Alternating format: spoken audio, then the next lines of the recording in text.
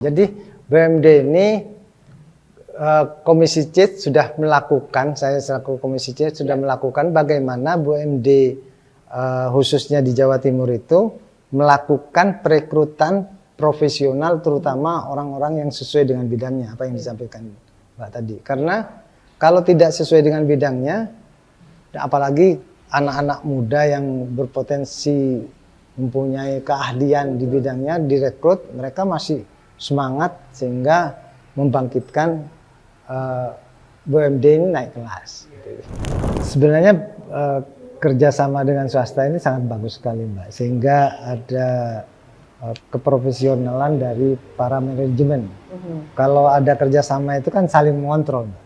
Yang dari pihak kerjasama itu pasti kan melihat melotot bagaimana kinerja dari BUMD, bagaimana kedepannya seperti kan dipelototi terus. Mereka yang bekerja sama tidak mau, moro-moro bekerja sama pas dibiarkan tidak mungkin kan.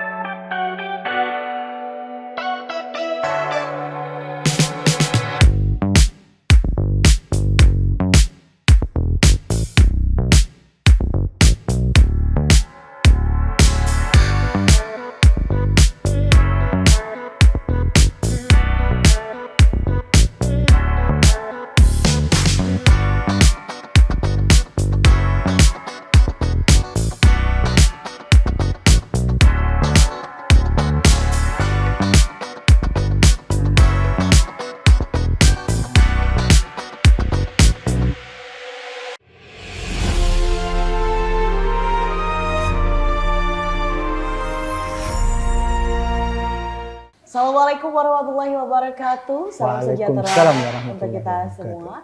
Om Swastiastu, Namo Buddhaya, dan salam kebajikan. Tribuners, kembali lagi bersama saya Cindy dalam podcast DPRD Jawa Timur, ngobrol bareng Dewan. Nah, Tribuners, topik kita hari ini cukup krusial, yakni berkaitan langsung dengan dompet daerah kita. Nah, kita tuh sering mendengar istilah yang namanya BUMD atau Badan Usaha Milik Daerah. Harapannya BUMD menjadi mesin uang yang tangguh untuk mendongkrak pendapatan asli daerah atau PAD kita. Tapi pertanyaannya, apakah semua BUMD kita sudah sehat? Atau justru ada yang masih jalan di tempat ataupun sekedar bertahan hidup? Nah, kita ingin melihat bagaimana transformasi dari BUMD ini agar tidak hanya menjadi pelengkap, tapi benar-benar bisa naik kelas dan juga kompetitif di pasar global maupun domestik. Untuk mengupas tuntas tentang hal ini, Tribuners, saat ini telah hadir sosok yang sangat memahami seluk-beluk keuangan dan juga pengawasan aset daerah. Beliau adalah Wakil Ketua Komisi C DPRD Jawa Timur, Kang Mahdi. Selamat siang, Kang Mahdi. Selamat siang. Sehat, Kang Mahdi? Sehat, alhamdulillah. Alhamdulillah. Baik, Kang Mahdi, ini kita langsung saja Kang Mahdi ini sebagai pimpinan ya di Komisi Pimpinan C. Komisi C. Ya, yang membidangi keuangan. Keuangan. Bagaimana Kang Mahdi melihat rapor kinerja BUMD Jatim saat ini? Apakah kontribusinya ke PAD sudah sesuai dengan potensi yang kita miliki? Jadi terkait BUMD Jawa Timur ini masih ada beberapa yang tidak signifikan, Mbak. Tapi juga ada yang sudah signifikan seperti halnya Bank Jatim. Tapi di BUMD lain masih ada yang mengalami beberapa kendala, bahkan masih tidak menghasilkan. Jadi ini menjadi kendala khusus bagi pengelola BUMD itu sendiri. Makanya di DPRD Jatim sekarang ada pansus terkait dengan BUMD itu, Mbak. Untuk mencari kira-kira apa celah atau kendala ataupun apa penyebab dari terjadinya BUMD ini tidak menghasilkan seperti itu. Oke, kalau yang dari Kang Mahdi ditemukan selama ini berarti hambatannya itu apa, Kang? Mostly. Jadi BUMD ini rata-rata terkait dengan pengelolaannya, Mbak. Pengelolaannya yang tidak betul-betul profesional, masih pola lama dan juga mengandalkan permodalan dari provinsi yang selalu minta modal terus. Jadi terutama berkaitan dengan pengelolaan. Dengan pengelolaan ini misalkan terkait dengan para pekerjanya yang kurang profesional dan juga misalkan masih melakukan hal-hal yang tidak baik seperti halnya merekrut yang tidak betul-betul profesional seperti itu. Jadi masih ada kong kali kong seperti itu bahasanya. Oke. Berarti itu menjadi salah satu hambatan besar yang dihadapi saat ini ya, Kang? Iya betul. Yang menjadi hambatan besarnya yaitu terkait dengan pengelolaan manajemennya lah. Manajemen yang kurang profesional. Kita tahu bahwa di BUMD ini ada 8, Mbak. Dari 8 itu Bank Jatim, BPR Jatim, Petrogas Jatim, dan PWU. Yang lain-lainnya masih belum ada yang memberikan kontribusi yang sangat signifikan. Kecuali yang saya sebutkan ini sudah memberikan. Tapi masih tidak sesuai dengan yang diharapkan. Seperti itu. I see. Tadi Kang Madi sudah sempat menyinggungnya tentang manajemen. Nah, kalau menurut Kang Madi sendiri, sebenarnya seberapa besar pengaruh dari manajemen yang ada di BUMD kita saat ini, Kang? Karena masih menggunakan pola-pola lama masih, Mbak. Pola lama itu misalkan yang penting bekerja karena sudah ada modal dari pemerintah, kan rata-rata kan permodalannya BUMD ini dari pemerintah yang signifikan. Misalkan Bank Jatim itu hampir 50% lebih dari pemerintah Provinsi Jawa Timur. Jadi masih menggunakan pola lama yang penting bekerja, mungkin seperti itu. Yang penting ada, yang penting di pemerintah dianggapnya punya BUMD, jadi pengelola BUMD enjoy saja, mungkin seperti itu. Padahal seharusnya tidak seperti itu. Padahal seharusnya tidak seperti itu. Baik. Kemudian ini kita ke tema kita kali ini yaitu naik kelas ini, Kang Mahdi. Nah, kalau dari Kang Mahdi sendiri, indikator konkret yang membuktikan bahwa ini BUMD yang sudah naik kelas menurut Kang Mahdi itu yang seperti apa? Sudah menggunakan pola-pola tidak lama lagi, tidak pola yang dulu itu sudah ditinggalkan. Misalkan perekrutan dari pegawainya tidak nepotisme ya, atau kekeluargaan gitu ya. Atau langsung itu biasanya ada titipan-titipan juga. Jadi sehingga ordal. Jadi itu biasanya, makanya ke depan betul-betul profesional, karyawan yang direkrut betul-betul melalui rekrutmen yang betul-betul selektif dan sesuai dengan bidangnya. Seperti itu. Yang penting itu sesuai bidangnya kadang-kadang. Kadang-kadang kalau yang saya sampaikan tadi karena pengaruh orang dalam, meskipun tidak sesuai bidangnya, kadang-kadang dimasuk-masukkan, dicocok-cocokkan sehingga menjadi kendala khusus seperti itu. Tiba-tiba ada jabatan baru gitu yang ada di sana gitu. Baik, berarti itu tadi Kang Madi sebut pertama bahwa manajemen itu benar-benar menjadi basic utama ya, Kang ya. Belum di bagian kayak dia sudah menghasilkannya seperti apa, tapi itu betul-betul concern utamanya adalah di manajemen yang benar-benar harus diperbaiki ya. Benar, terutama kalau di BUMD yang selama ini saya awasi, saya pantau, saya lihat. Jadi di manajemen memang, Mbak. Manajemen jadi kurang giatnya juga dari para pekerjanya atau para manajemennya itu. Kita tahu seperti halnya di Kasa. Kasa ini sekarang kan lagi mengalami kerugian. Padahal kalau kita bisa bekerja sama dengan rumah sakit yang ada di provinsi itu kan sangat menarik sekali, Mbak. Kasa ini kan menyediakan alat-alat kesehatan. Alat-alat kesehatan pasti dibutuhkan rumah sakit. Padahal rumah sakit untuk Jawa Timur itu kan banyak sekali, Mbak. Kalau kerjasama dan betul-betul profesional dan betul-betul sesuai dengan spek yang diinginkan oleh rumah sakit, saya kira kerjasama lanjut tidak akan mengalami seperti ini. Karena sekarang kan rumah sakit di Jawa Timur sendiri tidak mengambil di Kasa, Mbak. Itu kan pukulan telak juga sebenarnya. Itu seperti itu. Jadi kerjasama manajemen itu melakukan komunikasi dengan lainnya sehingga bagus dalam pengelolaannya. Kan seperti itu. Karena demand-nya sudah jelas banyak sekali ya. Demand-nya itu kan usaha punya pemerintah, tapi demand-nya kan sudah ada juga. Tinggal komunikasi, tinggal kerjasama, tinggal melakukan hal-hal yang sesuai dengan spek yang diinginkan dan komunikasinya juga bagus seperti itu. Kalau menurut Kang Madi tadi dari contoh yang kasih tadi, kenapa itu tidak terjadi, Kang? Kan manajemennya, pasti Kembali ke manajemen. Dan kadang-kadang juga manajemen ini mengelola BUMD ini merasa bahwa kurang modal, kurang bahan-bahan alat-alatnya yang sudah lama seperti itu. Padahal kalau bisa dilakukan, bisa di manajemen benar, saya kira tidak seperti itu. Dimaksimalkan benar, dimaksimalkan. Kalau dulu bisa jalan dan sudah menghasilkan, pasti kan perkembangannya harus diikuti terus, Mbak. Ini kan mereka bagus dalam kerjaan awal, tapi tidak mengikuti perkembangan. Ya, cuman yang penting bekerja yang penting bekerja ya. Baik. Yang juga menjadi kendala juga kadang-kadang BUMD ini menjadi pelarian para pejabat yang sudah pensiun, pejabat yang sudah selesai masa tugasnya, sehingga ini juga menjadi kendala juga. Makanya ke depan itu betul-betul terutama perekrutan itu melakukan yang betul-betul profesional sehingga menghasilkan para pekerja atau yang mengelola BUMD itu betul-betul juga sesuai dengan bidangnya. Disesuaikan dengan kemampuannya SDM-nya masing-masing gitu ya. Iya. Baik, Kang Madi, ini dari berbagai sektor yang ada ini ada banyak sekali kan, Kang, seperti energi, perbankan, kemudian pariwisata juga ada.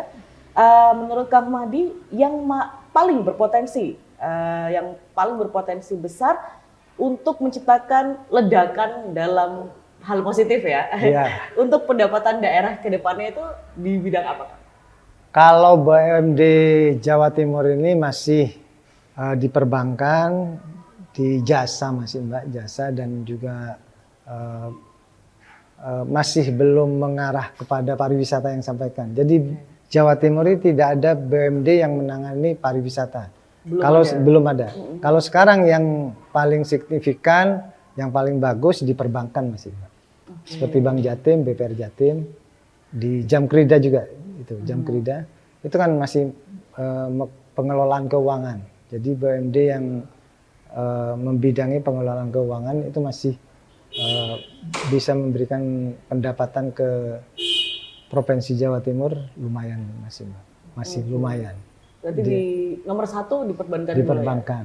Kalau yang kedua di energi, Petrogas Jatim itu setelah Bank Jatim yang memberikan kontribusi yang bagus saya katakan yang lumayan, itu di Petrogas, setelah itu BPR Jatim. Jadi urut-urutannya Bank Jatim, setelah Bank Jatim Petrogas Jatim, setelah itu baru BPR Jatim, Bank BPR Jatim. Di pariwisata memang belum ada, Kak? Belum ada. Jadi BUMD pengelola pariwisata belum punya.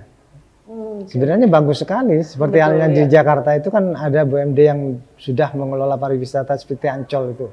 Itu kan BUMD. Itu Ancol. Iya, Ancol kan BUMD. Jadi di Jakarta itu sudah punya BUMD. BUMD yang menangani pariwisata. Kalau kita masih belum. Makanya kita dorong bagaimana ke depan ada BUMD yang menangani pariwisata. Kita tahu di Jawa Timur terkait pariwisata kan sangat menarik sekali, Mbak. Nggak kalah. Sering saya mencontohkan di Probolinggo itu ada namanya Pelabuhan Ikan Mayangan. Itu masyarakat Probolinggo itu dianggap tempat wisata di sana. Padahal itu pelabuhan. Saking menariknya, apalagi dikelola akan menjadi daya tarik tersendiri, Mbak. Seperti itu. Baik, semoga kedepannya semoga kedepannya sih kalau bisa. Secepatnya. Dan juga kita belum punya BUMD yang menangani berkaitan dengan pangan, Mbak. Pangan, yang khusus menangani pangan belum kita masih. Jadi 2 yang kita belum itu terkait dengan BUMD yang terkait pariwisata dan BUMD terkait pangan yang khusus menangani pangan belum ada kita punya. Makanya kan apalagi sekarang terkait pangan ini menjadi skala prioritas Betul. pemerintah pusat dan juga pemerintah provinsi. Apalagi kalau punya BUMD seperti itu, eh, distribusinya ataupun penjualannya kan bisa ikut andil juga, dan juga BUMD bisa kontrol terkait dengan harga-harganya juga kan seperti itu, karena berkaitan dengan pemerintah. BUMD juga dibangunkan untuk meningkatkan perekonomian masyarakat, meningkatkan perekonomian pemerintah khususnya yang membangun misalkan provinsi seperti itu. Jadi baliknya juga untuk rakyat juga. Untuk rakyat juga kan. Baik, Kak Mandi, kemudian ini ngomongin di era sekarang itu tidak lepas dari digitalisasi. Iya. Nah, kompetisinya luar biasa di era digitalisasi ini. Menurut Kang Mahdi, seberapa krusial Kang peran inovasi dan juga digitalisasi bagi BUMD supaya tetap relevan di pasar? Kalau terkait digitalisasi ini, Mat, sangat penting sekali, sangat berpengaruh sekali. Seperti halnya di Bank Jatim. Di Bank Jatim itu terkait dengan J-Connect-nya. J-Connect-nya kan pernah mengalami masalah. Yang BIFAS-nya itu kan ada di J-Connect. Itu kan mengalami permasalahan. Kan itu bagian digitalisasi juga, Mbak. Iya, betul. Karena kurang mungkin pengontrolannya atau bagaimanapun kan mengalami juga kerugian yang sangat besar atau pencolongan yang sangat besar waktu itu.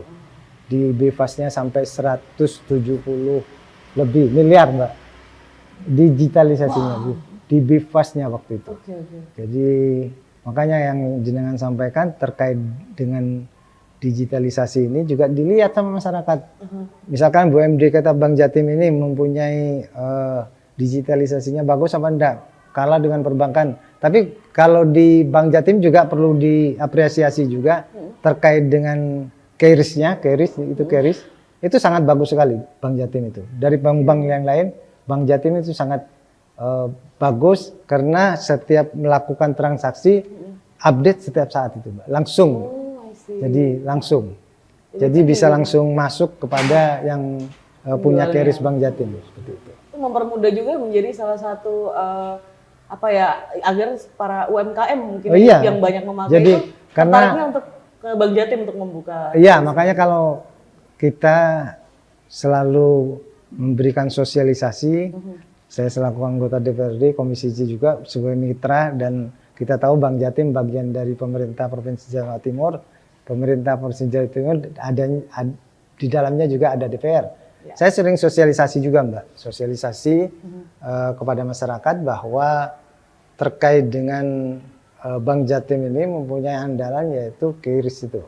Jadi kalau transaksi sekarang langsung masuk, Mbak. Kalau yang lain masih nunggu katanya itu. Itu yang disampaikan. Makanya kalau transaksi, karena kita tahu kalau UMKM itu transaksinya kan harus update. Betul ya. Transaksi sekarang itu kan harus nanti kan diambil lagi untuk dibelanjakan kembali. Perputarannya cepat. Jadi dengan KRIS yang cepat itu sangat menguntungkan, tinggal sosialisasi saja ke masyarakat biar masyarakat menggunakan KRIS Bank Jatim. Iya, itu dan juga bisa menjadi percontohan ya, ke BUMD lainnya untuk terus berinovasi dan juga bersaing di era digitalisasi. Sekarang ini persaingan di internal, di eksternal itu banyak. Makanya kan BUMD ini bersaing dengan pihak-pihak lain juga. Di internal itu sama-sama pemerintah, misalkan BUMN. Sekarang Bank Jatim malah persaingannya dengan bank-bank pusat sekarang, Mbak. Bank yang bergabung dalam perbankan sekarang itu Danantara ya, Danantara. Himbara. Nah, gabungan bank-bank Himbara itu sudah masuk ke pelosok-pelosok Bank Himbara sekarang. BRI, dan juga ini juga ada wacana bahwa transaksi pemerintahan itu juga melalui Bank Himbara. Kalau seperti itu nanti apalagi pemerintah daerah nanti Mbak bisa mematikan BUMD perbankan yang ada di daerah-daerah nanti, Mbak. Ini kayaknya ada wacana seperti itu. Makanya sekarang ini lagi getol ke pusat untuk memperjuangkan bagaimana Bank Himbara ini tidak melakukan ekspansi ke daerah-daerah, ekspansi untuk merebut transaksi pemerintah daerah. Kalau sampai seperti itu mematikan bank BPD, bank daerah nih, seperti itu. Bukan hanya di Jatim ya, tapi semua.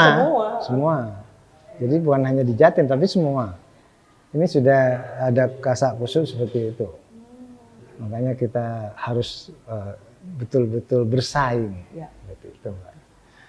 Baik, Kang Mahdi, kemudian ini disebutkan bahwa BUMD itu sebenarnya memiliki peran ganda nih, Kang. Yakni melayani publik, itu juga kemudian mencari untung. Nah, dari Kang Mahdi sendiri itu bagaimana Kang caranya untuk memastikan bahwa kedua fungsi ini berjalan seiringan tanpa mengorbankan satu hal aja gitu. Satu pihak. Satu pihak saja, ya betul. Jadi gini Mbak, terkait dengan yang jenengan sampaikan, BUMD kita ini bagaimana sekiranya bisa membangkitkan perekonomian masyarakat.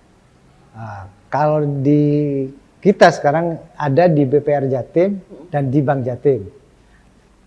Jadi maksudnya itu memberi kemudahan kepada masyarakat, terutama untuk yang berusaha, sehingga berusahanya itu lancar. Bank Jatim juga mendapatkan laba dari orang yang pinjam-pinjam itu. Tapi memberikan kemudahan seperti itu. Seperti halnya di tahun kemarin di BPR Jatim itu ada namanya program Prokesra yang bunganya sangat kecil sekali karena ada subsidi dari pemerintah seperti itu, Mbak. Jadi terkait dengan, jadi BPR Jatim juga mendapatkan keuntungan, tapi masyarakat juga difasilitasi dengan program-program yang ada seperti itu. Jadi memang tidak bisa dikorbankan satu pihak aja ya? Tidak bisa. Kalau misalkan tidak ada hasilnya juga, operasionalnya di BUMD dari mana Mbak juga, dari mana juga kan gitu. Jadi sama-sama jalan. Masyarakat tetap jalan untuk melakukan usahanya. BUMD juga memfasilitasi bagaimana para pelaku usaha itu diberi kemudahan untuk mengakses permodalan. Gitu. Baik. Kemudian Kang Mahdi, nah ini kembali ke yang naik kelas itu tadi, Kang. Untuk naik kelas itu kan butuh energi baru, update dan terus upgrade gitu, Kang. Iya. Nah, seberapa besar, Kang, ruang yang dibuka bagi profesional muda atau talenta kreatif Jawa Timur yang saya rasa sangat banyak sekali nih untuk ikut membenahi manajemen di BUMD? Yang perlu diketahui, BUMD ini kadang-kadang masih ownernya kan kepala daerah, Mbak. Okay. Ownernya, yang bisa dikatakan owner secara kasat tidak nampak. Kadang-kadang kan BUMD itu kan kepala daerah yang bisa mengendalikan. Jadi BUMD ini Komisi C sudah melakukan, saya selaku Komisi C sudah melakukan bagaimana BUMD khususnya di Jawa Timur itu melakukan perekrutan profesional, terutama orang-orang yang sesuai dengan bidangnya, apa yang disampaikan Mbak tadi. Karena kalau tidak sesuai dengan bidangnya, apalagi anak-anak muda yang berpotensi mempunyai keahlian di bidangnya direkrut, mereka masih semangat sehingga membangkitkan BUMD ini naik kelas. Itu soalnya segar gitu kan mereka punya pikirannya. Baik, kemudian Kang Mahdi, terkait BUMD tadi Kang Mahdi sebut ada beberapa yang tidak begitu perform. Ya, nah, untuk BUMD yang saat ini terus merugi, dari Kang Mahdi sendiri, adakah opsi untuk restrukturisasi atau bahkan merger ini kalau Komisi C melihatnya? Ini terkait dengan BUMD sekarang ini lagi ada pansus, Mbak. Jadi alokasi pansus masih dibahas di pansus. Insya Allah dalam waktu dekat akan ada rekomendasi pansus kira-kira apa dan bagaimana terkait dengan BUMD yang ada di Jawa Timur. Misalkan yang pansus ini merekomendasikan, saya kaitkan dulu Mbak, ke kinerja DPR yang melalui pansus ini. Misalkan pansus DPRD ini merekomendasikan bahwa yang tidak menghasilkan dan merugikan untuk ditutup, ya kita akan bergerak cepat untuk bagaimana selaku mitra mitra kita, BUMD kan mitra Komisi C, Ya. melakukan evaluasi, kita tutup atau dilanjutkan tergantung rekomendasi dari Pansus nanti Mbak juga. Jadi nanti biar Pansus lagi mendalami sekarang. Saat ini. Ya. Tapi kalau memang bisa harusnya diselamatkan dengan cara evaluasi dan perbaikan itu harus diselamatkan. Kalau kita melihat hitung-hitungannya juga Mbak, kalau masih bisa diselamatkan. Kalau memang dengan lebih banyak meruginya nanti atau lebih banyak mudaratnya, tidak baiknya, mungkin dilakukan penutupan atau merger dengan BUMD yang lain seperti opsi untuk merger itu terbuka. Bisa saja lebih baik, gitu iya lebih baik. Jadi tidak menutup tapi merger sehingga para karyawan itu bisa digabungkan ke BUMD yang lain seperti itu. Iya. Baik, kemudian Kang Mahdi ini tentang penyertaan modal ini. Tadi Kang Mahdi sebutkan bahwa BUMD meminta penyertaan modal kembali dari APBD. Nah, dari Komisi C itu bagaimana Kang memastikan bahwa modal tersebut benar-benar dipakai untuk ekspansi bisnis dan juga bukan sekedar untuk menutup biaya operasional? Jadi sebelum BUMD ini melakukan untuk pengajuan penyertaan modal pasti ada pendalaman dulu Mbak. Pendalaman dulu, rapat kerja dengan BUMD yang ngajukan kira-kira apa dampak dan bagaimana kedepannya terkait dengan BUMD ini mengajukan penyertaan modal. Seperti halnya kemarin di BPR Jatim, itu kan lagi mengajukan perda Mbak. Kalau terkait dengan uangnya itu kan tergantung kemampuan daerah. Jadi kita memberi ruang untuk pemerintah Provinsi Jawa Timur menyertakan modalnya, tapi kita melalui pembahasan perda dulu. Nah, perda baru kalau setujui nanti ada cantolan hukumnya untuk menyertakan.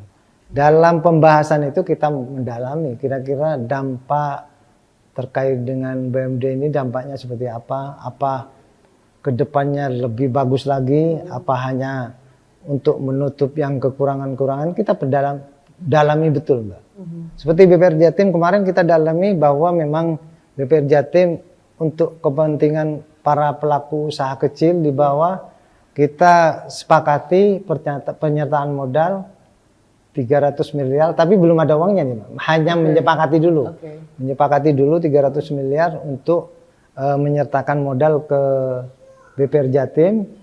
Jadi dengan menyertakan modal itu BPR Jatim tidak mencari modal lagi dari luar, tapi sudah ada modal sehingga bunganya kecil untuk para UMKM kan seperti itu. Berkesinambungannya seperti itu. Jadi pembelajarannya seperti itu. Oke.